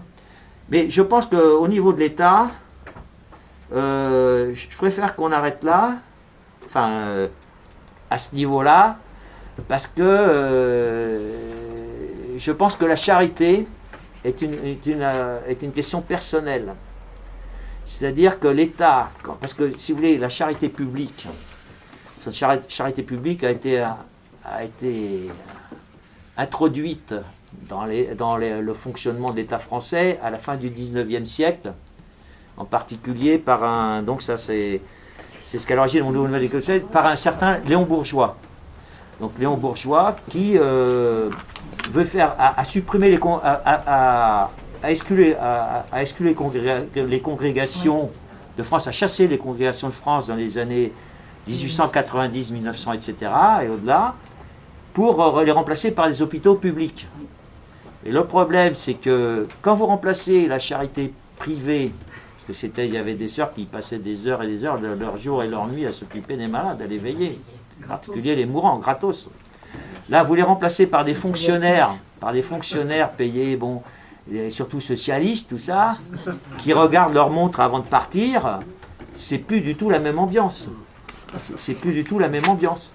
Et là, la charité publique faite par des gens qui ne sont pas altruistes, qui sont parfois des prédateurs, ça conduit à des détournements de fonds. Vous avez d'une part souvent de l'incompétence, du fait de ce que je vous ai dit tout à l'heure, des grands chefs, parce que les hauts fonctionnaires ne font que suivre les ministres, donc si le ministre est mauvais, les hauts fonctionnaires, même s'il est bon, ils vont faire le moins possible. Il ne faut pas se faire, parce qu'un bon fonctionnaire qui en fait trop, il se fait ratatiner par son ministre, il se fait reprendre par son ministre. Donc certains en font le moins possible pour ne pas avoir d'histoire. Donc c'est toute une mentalité, effectivement, qui s'est installée et qui malheureusement fait que la France en est là où elle en est actuellement. Hein. C'est terrible, mais c'est comme ça, quoi. Voilà. Donc, ça, voilà. Et alors, je vais avoir quelque part là, j'ai fait un beau graphique. Voilà, un beau graphique. Alors là, c'est pour... donc, où est l'État juste et efficace? Question à 200 €. Alors là, c'est une courbe, c'est toutes les politiques économiques et sociales possibles. Là, vous avez en ordonnée l'utilité, la satisfaction des 50% les plus favorisés. Là, vous avez les 50% les plus défavorisés. Et alors, vous avez toutes les politiques. Là, vous avez la politique, ce qu'on appelle libertarienne. C'est-à-dire, il n'y a pas d'État, il n'y a que des propriétaires. Donc, la loi est celle des propriétaires. Donc, à ce moment-là, alors, il y a peu d'utilité, parce que l'utilité des pauvres est là. Enfin, il y a peut-être un côté idéologique un peu, et l'utilité des riches est là. Alors là, après, on passe, c'est l'État qu'on appelle minarchiste. C'est-à-dire, c'était l'État sous Louis XIV. C'est-à-dire, l'État ne s'occupe que de la police, la justice, l'armée. Oui, voilà, la police, justice, armée. Et puis, les Français, voilà. Et à ce moment-là, en mutualisant les moyens de la justice, de la police et de l'armée, on arrive à faire des gains de productivité. Et à ce moment-là, l'utilité de tout le monde monte. L'utilité, qui est souvent monétaire, des riches monte, mais des pauvres aussi, parce que c'est la projection, là, et donc ça passe de là à là. Voilà, ça monte. Donc on est dans une politique qu'on appelle de gagnant-gagnant. Ensuite, vous allez par là. Vous arrivez au point d'intérêt général. J'ai mis B, c'est Bentham, c'est l'économiste anglais Jeremy Bentham qui a créé le terme d'utilité en économie, à la fin du 18e. Alors là, pour aller là, donc ça c'est le point où la population, l'utilité globale de la population est maximale. Là, mais là, en allant là, l'utilité des plus riches diminue, et celle des plus pauvres augmente, puisque ça passe là, ça passe de là, c'était là, ça passe là, et ça passe là. Et alors pourquoi l'utilité globale augmente de là à là? C'est parce que l'utilité des plus pauvres augmente plus vite que de baisse celle des riches. Donc, ce qui fait que, c'est un peu matheux, mais on arrive là. Et puis de là à là, là vous avez le point social-démocrate, là on cherche à maximiser l'utilité des 50% les plus défavorisés. Donc la France est là en fait. Depuis la guerre, et même depuis avant la guerre, tous les hommes politiques depuis les longs bourgeois, donc 1895, dont je vais parler, 1896, grand maître du Grand Orient de France ou de la Grande Loge de France, je ne sais pas quoi, donc grand patron du Parti radical jusqu'à vers 1920-1925, par là. Donc cette politique a été initiée à ce moment-là, il y a eu la réforme Caillaux sur l'impôt sur les sociétés, donc on est arrivé là, quoi. Et donc on défend cette politique, c'est vrai que ça l'attrait, qu'on s'occupe des pauvres, etc. Mais déjà, on s'éloigne tout de même de la croissance maximale qui est là. Alors après, on continue. Alors là, bon, je vous en parle après, oui. Après de là à là, on va au point communiste. Bon. On parle du point social-démocrate de Hollande, Macron, surtout Hollande, des gens comme ça, là, ou Chirac, là. Même le Front National ne serait pas loin de là. Enfin, dans l'économie, je parle. Après, on va vers le point communiste. Alors là, tout s'écroule, quoi. Quand on va au point communiste, l'utilité des riches, elle est là, comme si c'était les riches, et puis là, des pauvres, là, il n'est pas absolument bien fait. Là, enfin, là c'est la bisectrice, normalement, ça devrait être bien fait. Donc voilà, l'utilité des riches et des pauvres est la même. C'est d'ailleurs, il ne faut pas oublier que dans les pays de l'Est, par exemple, un médecin était payé 2 000 € par mois, 2 ou 3 000 € par mois. Hein. En fait, ce n'était pas l'égalité exacte, il ne faut pas exagérer non plus. J'ai lu, et d'ailleurs je l'ai mis en bibliographie de mon premier livre, j'ai choisi La liberté de Kravchenko, là, qui est passé à l'Ouest. Il raconte même dans son livre que même sous Staline, lui qui était directeur de combinat, il gagnait tout de même 20 fois la paye d'un ouvrier. Donc c'était pas vraiment la société égalitariste.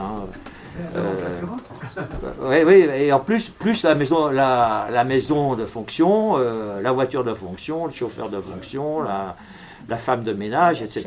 Donc en fait ça faisait 30 ou 40 fois le salaire, donc le communisme n'était pas du tout réalisé. Mais enfin, on parle du communisme fictif, enfin du communisme tel qu'il est annoncé, il était annoncé par le Parti communiste français dans les années 30. Voilà. Puis là, vous êtes carrément dans le système anarchiste et trotskiste, où là, il n'y a plus de propriétaires, il n'y a plus rien, c'est l'anarchie totale, donc chacun fait ce qu'il veut. Alors là, l'utilité des... Alors, les riches ont tous été massacrés, il n'y en a plus, puisque leur utilité est à zéro, donc ils ont tous été passés par les armes. Et il ne reste plus que quelques pauvres, quoi, qui vivent à l'âge de pierre, ou à peu près, quoi. Voilà, donc, voilà, les tentatives anarchistes n'ont jamais duré très longtemps, puisque les communistes, en parlant en Espagne, se sont chargés de les liquider au bout de 6 mois, quoi. Ils ont tous liquidé, parce qu'ils se sont dit, ils vont vraiment trop loin, tout de même, ceux-là.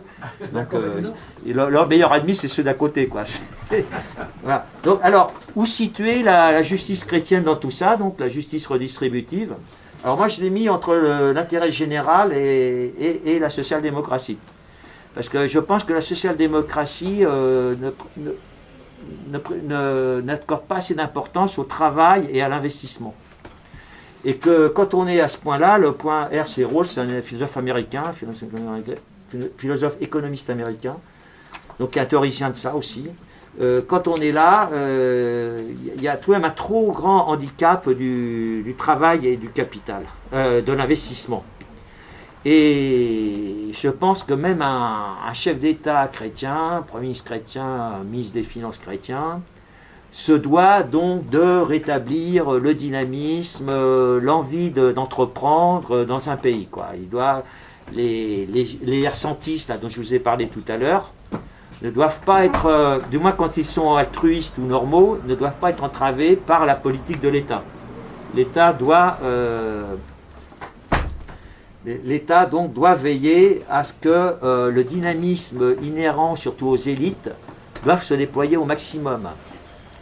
Je me souviens quand j'étais à Bercy, j'avais interrogé le chef du bureau de la croissance à la direction de la prévision, qui était un X-Pont. Je lui ai demandé, à votre avis, quelle serait la principale mesure, la première mesure à prendre pour relancer l'économie française? Et alors c'est autant, juste après les lois Aubry, tout ça, vous savez, qu'elle envoyait des inspecteurs du travail regarder à quelle heure les gens partaient des parkings des grandes entreprises, parce que s'ils partaient trop tard, ils pouvaient avoir un PV, je crois, un truc comme ça. Et sa réponse a été « laissez-nous travailler », quoi. C'est-à-dire un avocat qui veut travailler 70 heures par semaine, laissez-le travailler. Ça embête qui? Un type qui veut travailler 70 heures par semaine, mais s'il gagne 30 ou 40 000 euros, s'il les mérite, ça embête qui? Au contraire, ça crée des emplois. Par son activité, il crée des emplois. Et ça, je crois qu'un chrétien ne peut pas s'y opposer, c'est pas possible.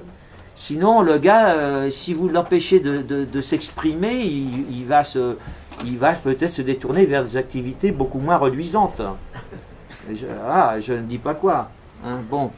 Voilà, donc j'ai mis le point juste, donc entre le point donc de l'intérêt général benthamien et Rawls. Alors j'ai mis aux 2 tiers normalement, j'ai mis là, parce que là je pense qu'au point benthamien on pourrait avoir 5% de croissance, 5% de croissance pérenne, ça pourrait être entre 4 et 6. Mais alors, il y a, comme je vous ai dit, il y aurait des pauvres, les plus fragiles, ils crèvent au bord de la route hein, tout de même. Hein. Alors, c'est sûr, pour aller de là à là, il y a des politiques publiques qui sont nées pour aller du point minarchiste au point de l'intérêt général. Il y a la politique de la concurrence et de la consommation, par exemple, l'aide aux consommateurs, etc. La poursuite des ententes et des positions dominantes qui sont là pour faire éclater les positions de monopole. Vous avez, par exemple, les politiques de vaccination obligatoire, choses comme ça, de prévention. qui sont tout de même très importantes, qui ont été dans le passé pour éradiquer certaines maladies. Vous avez aussi ce qu'on appelle les phénomènes de passagers clandestins. Aujourd'hui, c'est l'inverse. Oui, oui. Vous avez aussi les phénomènes de passagers clandestins. Alors, par exemple, il y a un exemple typique de passagers clandestins. Vous prenez une région où un fleuve peut déborder en cas de crue. Si la collectivité publique ne fait rien, chacun va dire oh, c'est au voisin d'investir, quoi. Parce qu'il faut construire une digue, mais chacun va reporter sur le voisin la responsabilité de construire la digue. Donc quand on va faire un appel de fonds, il y en a la moitié qui ne vont pas donner en disant machin est plus riche que moi, donc c'est à lui de donner, moi je ne donne rien. Donc là, ça justifie donc qu'il y ait de la part des autorités publiques une politique d'intérêt général qui va substituer donc à une politique plus individualiste. On peut dire que dans ces régions-là, on est plus individualiste, une politique d'intérêt général. Donc qui va faire que tout le monde va contribuer en fonction de ses capacités contributives. Alors pourquoi donc à 5%, là je pense que le maximum de croissance au point où on est actuellement en France c'est 2%. Donc là, et qu'on ne peut pas en sortir. Sarkozy a essayé d'en sortir un peu, mais il a été rattrapé par la patrouille, il est revenu au point de départ. Pour les raisons que je vous ai dites, son test Levino, c'est parfaitement en phase. Et donc Chirac aussi était là, alors Mitterrand même était plus par là, à mon avis, Hollande était quelque part par là, Macron essaie de revenir par là, donc, parce que Hollande est revenu par là, donc lui, Macron essaie de revenir par là. Alors, je ne sais pas s'il y arrivera, mais il essaie. Mais en fait, je pense qu'il faut aller plus loin, il faut aller par là. Donc il faut supprimer une partie des aides. Alors en particulier, j'inclus là-dedans les aides aux immigrés, quoi, parce que, comme je l'ai dit tout à l'heure, pour faire une politique juste, donc il faut déjà avoir le discernement, la présence du discernement. Or je constate tout de même, j'ai encore lu un truc hier, comme quoi les cardinaux à Rome demandaient aux hommes politiques européens de faire preuve de prudence et de discernement dans l'accueil des immigrés. Et d'ailleurs, le pape l'avait demandé l'an dernier déjà. Oui, mais attention, attendez, qu'est-ce que ça veut dire? Parce que quand quelqu'un est incompétent, il ne peut pas faire preuve de discernement. C'est-à-dire, dans le test Levino, il faudrait qu'il soit à 24-25 pour faire preuve de discernement. Quand ils sont à 8, ils disent Macron, je le mets à 9. Il n'est même pas compétent. Comment voulez-vous avoir du discernement si vous n'êtes pas compétent? C'est pour ça que la base de tout, c'est la compétence. C'est-à-dire un chrétien doit être compétent. Et toute personne, même si elle n'est pas chrétienne, agnostique, qui a des responsabilités, doit postuler à un poste pour lequel il est compétent et pas plus. C'est le principe de Péter.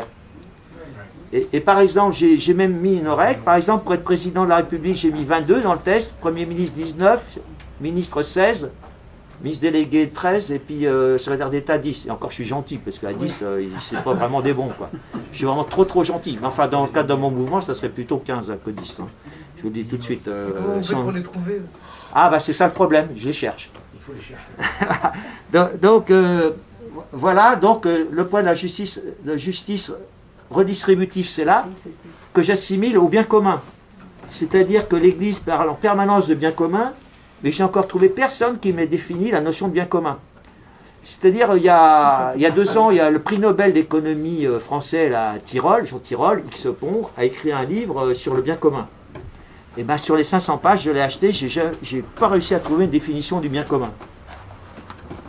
Et donc, moi j'en ai une qui vaut ce qu'elle vaut. Je sais pas, moi je fais pas, c'est peut-être pas le feu d'artifice, enfin j'en sais rien. Par exemple, s'occuper des pauvres, c'est le bien commun. Non, c'est la charité. Moi je n'accepte que les termes, si vous voulez, dans un premier temps, qui sont définis par l'Église. Vous avez la charité, vous avez l'espérance, vous avez la foi, etc. Alors pour moi, je réinterprète au niveau économique, parce qu'effectivement, moi je me suis aperçu au bout d'un moment que les économistes, on n'avait pas un vocabulaire qui cadrait avec ce qu'on lit dans la doctrine sociale de l'Église. Il y a des formulations générales, ça veut dire quoi, c'est quoi, on ne sait pas, il faut être gentil avec les gens, il faut faire la charité de temps en temps, mais pour un type qui est au pouvoir, ça veut dire quoi? Qu'est-ce qu'on fait exactement, quoi? Donc à partir de là, donc j'ai fait un nouveau modèle économique et social, donc qui tire les conséquences de ça, où il y a certaines mesures, je ne sais pas combien il me reste de temps, mais si je peux encore vous en parler 10 minutes. Il y a une chose importante ici aussi, c'est que à ce point de justice redistributive bien commun, attention là, parce que là, c'est là que les Athéniens s'atteignent. Hein. C'est-à-dire qu'il y a des gens qui croient que comme en particulier, je connais un certain inspecteur des finances qui s'appelait de Foucault, Jean-Baptiste de Foucault, un petit neveu du père de Foucault, qui lui, il s'accroche désespérément ici. Et moi, je ne suis pas d'accord. Parce que c'est pas parce que vous paraissez plus altruiste envers les gens que c'est de la vraie charité. Ah oui, c'est sûr. Attention. Parce que si vous donnez de l'argent à des gens qui ne méritent pas, il faut avoir du discernement encore dans sa charité. Si vous n'avez pas de discernement, vous ne pouvez pas avoir la charité. Donc on ne peut pas donner l'argent à n'importe qui. Et c'est là que c'est important. Donc en fait, en allant par là, je pense qu'on s'éloigne du point chrétien. En étant dans la social-démocratie, en particulier parce qu'on décourage l'initiative et le travail. Et il vaut mieux avoir des gens au travail que des gens subventionnés. C'est un peu le sens général de mon deuxième livre, quoi. Hein, la première charité, je pense qu'on est à faire envers les gens, c'est de leur donner un travail. Parce qu'il y a des gens, on entend les émissions sur les radios, tout ça, des gens qui sont au chômage, ils vous disent la première chose qu'on demande, non, certains, non. Bien sûr, il y a un chômage qui est voulu, enfin il y a des gens qui ne veulent pas travailler, mais il ne faut pas croire que tous les chômeurs ne veulent pas travailler. Quand on est à plus de 10% de chômeurs, je pense qu'il y a au moins la moitié des gens qui veulent travailler. Puis pour ceux qui ne veulent pas travailler, il y a des mesures qu'on peut prendre aussi, hein. Plus autoritaires, mais avec la tête à droite, on les prend de toute façon. Mais là, je suis chrétien max, là, si vous voulez. Je vais jusqu'au bout de ma foi, si vous voulez. Je vous expose les choses, si vous voulez, telles que l'Église catholique, après tout, pourrait éventuellement les reprendre à son compte. Et là, d'ailleurs, pour moi, ce point-là, le point de la justice, c'est le point à partir duquel on peut avoir la foi, l'espérance et la charité. En fait, c'est à partir de là. Parce que la charité n'est pas par là, elle n'est pas par là, elle est comme ça. Elle est la troisième dimension par rapport à cette justice-là. Comment? Ça, oui. Peut-être, mais sauf qu'il n'y avait pas la science économique d'actuellement, cette courbe-là n'existait pas du temps de Saint-Louis, quoi.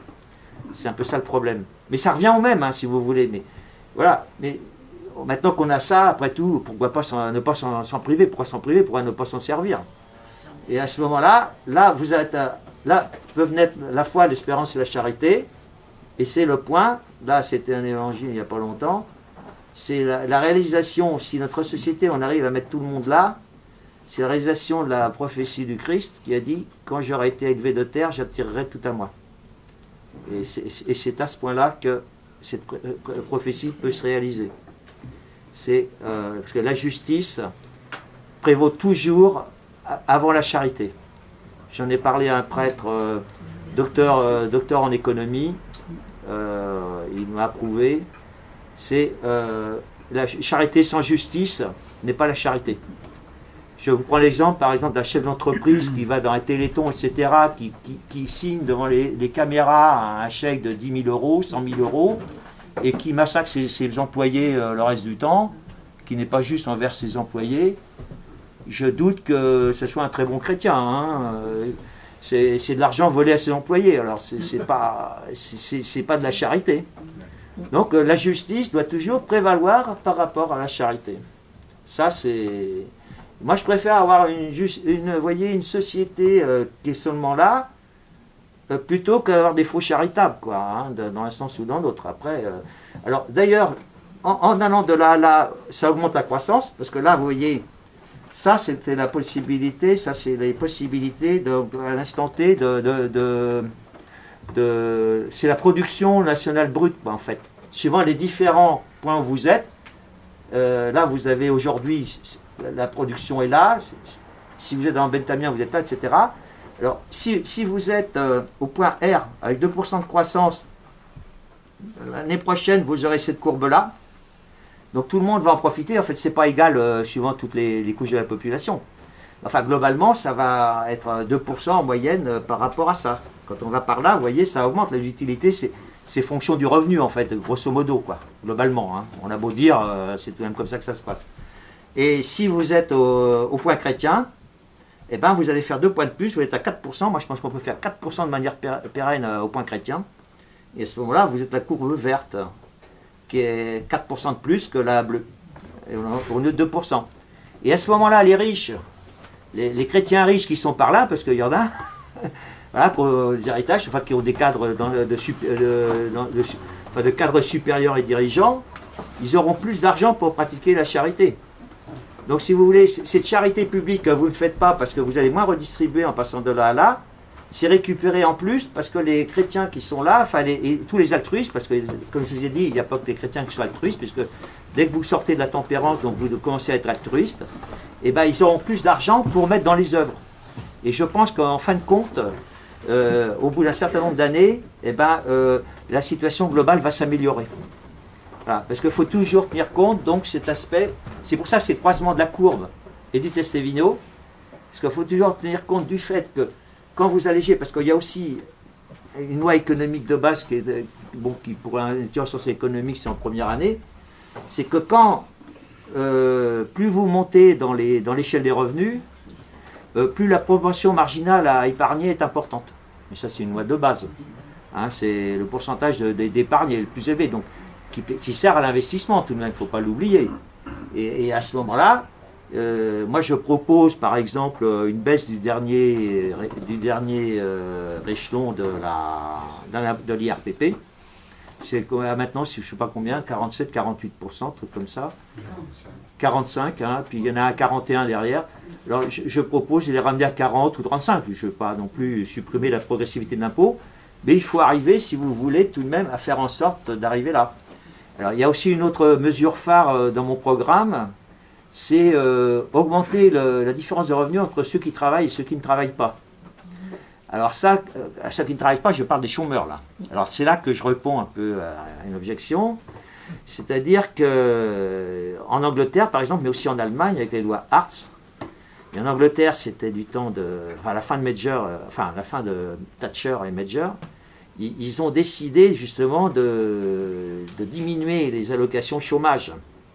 Et je crois peut-être de subventionner les gens qui reprenaient du travail, hein, comme le RSA. Voilà. Donc du coup, sous Tony Blair qui a profité de cette politique, pendant 10 ans, entre 1998 et 2008, la croissance anglaise a été de 3% par an en moyenne. Donc à la fin de Tony Blair, il n'y avait plus beaucoup de chômage en Angleterre. Et ça a été le même cas en Allemagne. Vous savez qu'ils sont tout de même très nettement devant nous. C'était les réformes Hartz de Schröder. Et j'ai lu un article encore il y a une semaine. Alors, je lis sur un site de réinformation, entre guillemets, c'est scandaleux, oui, les chômeurs en Allemagne ont beaucoup moins de revenus qu'en France. Ben oui, parce que c'est la politique qui a été menée justement pour inciter les gens à reprendre le travail. On leur donne des indemnités de chômage moins importantes pour les inciter à prendre le travail. Et ça, ce que je vous dis, si vous voulez, même un chauffeur de taxi le comprend. Puisque une fois, en 1988, j'étais allé à l'université d'été des jeunes giscardiens à Ovoria. J'arrive par le train à Morzine, je prends le taxi, et il me demande où je vais. Je lui dis, je vais à une université d'été des jeunes giscardiens. Ah, et puis, c'était en 88. Ah, Giscard ne m'en parlait pas. Je ne sais plus en quelle année, 77, 78, il a multiplié par 2 les allocations chômage. Il y a eu 500 000 chômeurs de plus en un an ou deux. Automatiquement. Donc en économie, on dit que c'est une science molle. Mais en fait, plus j'ai monté en âge, plus je me suis aperçu que l'économie, ce n'est pas une science molle, c'est une science qui est assez dure tout de même. Parce que quand on fait certaines bêtises, ben, on voit le résultat tout de suite.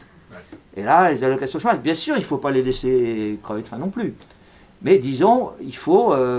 parce qu'il y a même une étude qui est parue récemment, il y a des chômeurs, quand ils reprennent le travail, il y a une partie des allocations qu'ils avaient comme chômeurs qu'ils perdent. Oui, bien sûr. Alors supposez un chômeur qui était à 800 € par mois, avec les allocations et tout ça, ou même, oui, même sans certaines allocations, et qu'un un smicard doit être à 1100 €, un truc comme ça, entre 1100 et 1200, Et ben, certains, avec certaines aides, ils arrivaient à 1100 euros. Pratiquement, ils étaient, et même certains, dans certaines conditions, ils avaient même un peu plus que le SMICAR. Ben, comment voulez-vous qu'ils soient incités à aller travailler? Alors, je pense que même un chef d'État chrétien ne peut pas le permettre. Et puis, il n'a pas le droit d'encourager le vice. Hein. Enfin, moi, je pense qu'il n'a pas le droit. Je ne vous dis pas ça d'une façon cynique, mais je pense que c'est tout de même un chef d'État doit veiller.